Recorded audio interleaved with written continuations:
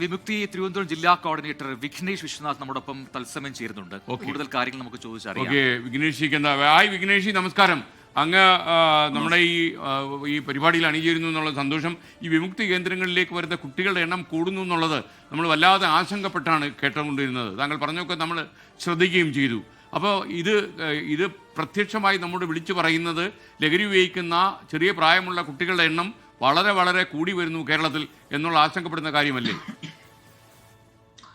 അതെ അതെ അതെ ആദ്യം തന്നെ വലിയൊരു അനുമോദനം ജ്യോതിർഗമായ 24 ന്യൂസിന് ഇത്തരമൊരു സാമൂഹിക പ്രസക്തിയുള്ള ഒരു വിഷയത്തിൽ ഇടപെടുന്നതിന്.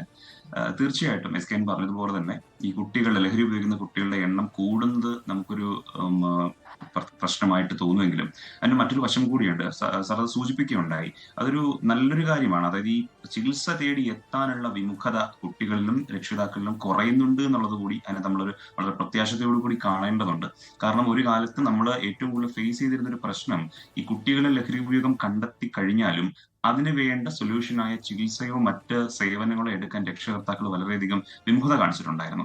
ഒന്ന്, അവർക്ക് അതിനെക്കുറിച്ചുള്ള അറിവില്ലായ്മ. എങ്ങനെയാണ് ഈ ചികിത്സ എടുക്കുക, ചികിത്സ എടുത്താൽ അവന് മറ്റെന്തെങ്കിലും പ്രശ്നങ്ങൾ ഉണ്ടാകുമോ എന്നുള്ള ഒട്ടനവധി മിസ്കൺസെപ്ഷൻസ് ഈ രക്ഷിതാക്കൾക്കുണ്ടായിരുന്നു.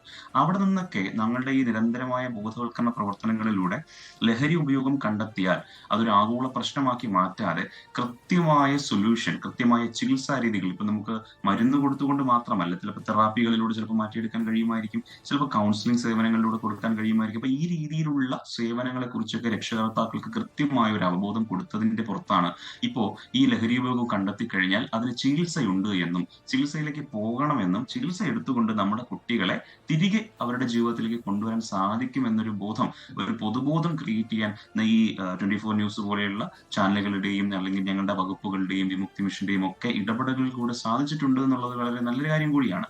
പക്ഷെ മറിച്ച് ഇതൊരു ആശങ്ക ഉണ്ടാക്കുന്ന ഒരു കാര്യം കൂടിയാണ് കുട്ടികളുടെ എണ്ണം ദിനംപ്രതി കൂടുന്നു എന്നുള്ളത്.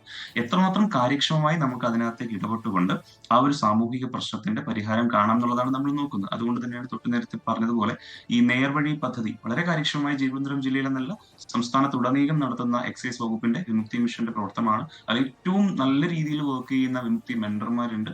അവർ സ്കൂളുകളിലേക്ക് ഓടിയെത്തുകയും, കാരണം ഈ സ്കൂളുകളിൽ ഐഡന്റിഫൈ ചെയ്യുന്ന കേസുകളിൽ അവരാദ്യം ചെയ്യുക സ്കൂളിലെ കൗൺസിലർ അടുത്തേക്ക് കൊണ്ടുപോവുക എന്നുള്ളതായിരിക്കും. ചില കാര്യങ്ങളിൽ മറ്റു ചിലടങ്ങളിലാണെങ്കിൽ തന്നെ അത് മൂടി വെക്കപ്പെടാറുണ്ട്.